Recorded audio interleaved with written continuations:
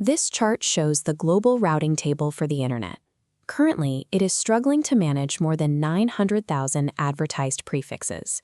That unbounded growth, coupled with the exhaustion of the IPv4 address space, represents a dual architectural failure of the modern Internet. The proposed successor, Ipv6, required a dual-stack transition model, where every device and network had to support both protocols simultaneously. After 25 years, the operational cost of that transition has left it carrying a minority of global traffic. A new Internet draft, authored by Jay Thane in Hamilton, Bermuda, proposes a mathematical fix for both exhaustion and routing bloat.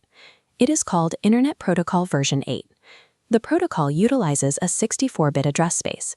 Instead of abandoning the legacy format, the Ipv8 header expands by 8 octets, swallowing the original 32-bit IPv4 block.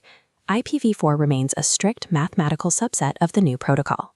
Solving the Internet's bottlenecks does not require a migration mandate.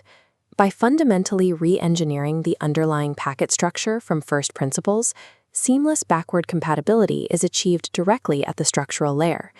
The IPv8 address is 64 bits long, split into 2 equal fields. The left side, the RRRR field, is a 32-bit Autonomous System Number, or ASN, encoded directly into the routing prefix. The right side, the NNN field, retains the exact semantics of a legacy 32-bit host address. By assigning the entire 32-bit host field to every registered network, each ASN holder is granted 4,294,967,296 host addresses.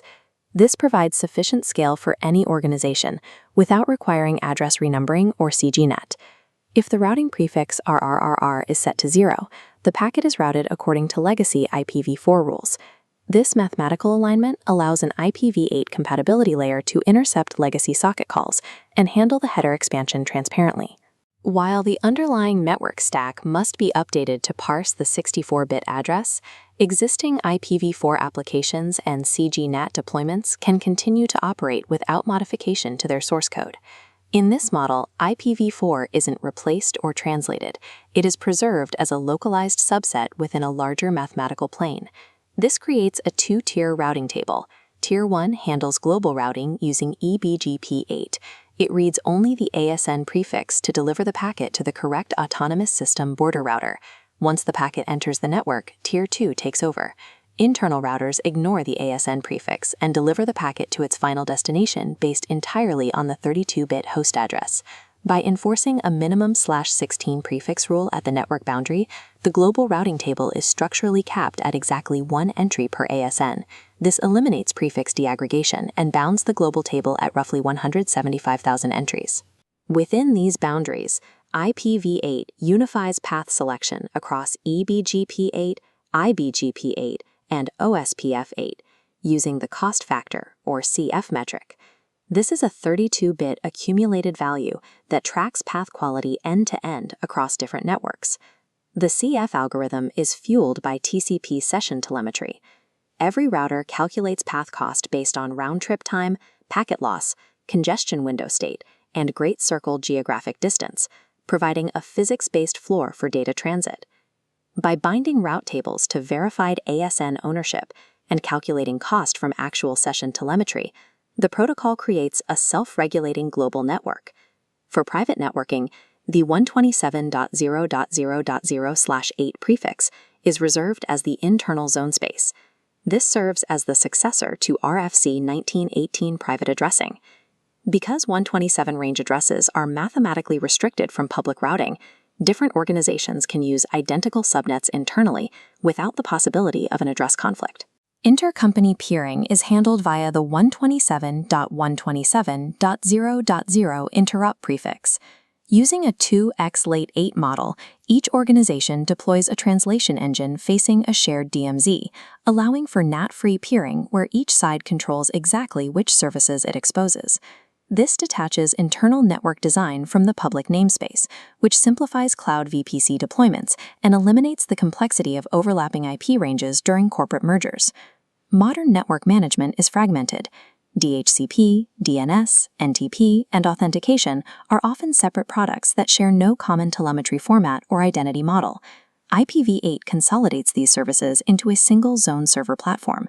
A device connecting to the network sends a single request and receives one response containing every required service endpoint, from name resolution to authentication. Internal security is enforced through OAuth GWT tokens validated at the local cache. Lateral movement is prevented by NIC-level ACL isolation, which restricts devices to communicating only with their designated service gateways. For external traffic, every outbound connection must pass two mandatory validation steps. It must have a corresponding DNS lookup, and the destination ASN must be validated against the WHOIS registry. This requirement targets malware that relies on hard-coded IP addresses to bypass security controls. By requiring every egress packet to map to both a name lookup and a validated WHOIS route, the protocol enforces a registry check on outbound connections to unregistered or unverified routing space. Security is not an added-on perimeter appliance.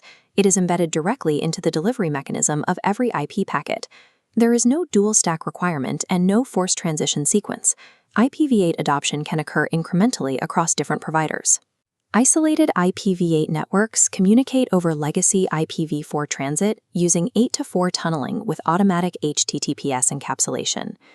The 8-to-4 endpoint attribute in BGP8 handles tunnel generation automatically, enabling Ipv8 networks to peer across the legacy internet without manual configuration. The cost factor metric creates a natural incentive to upgrade.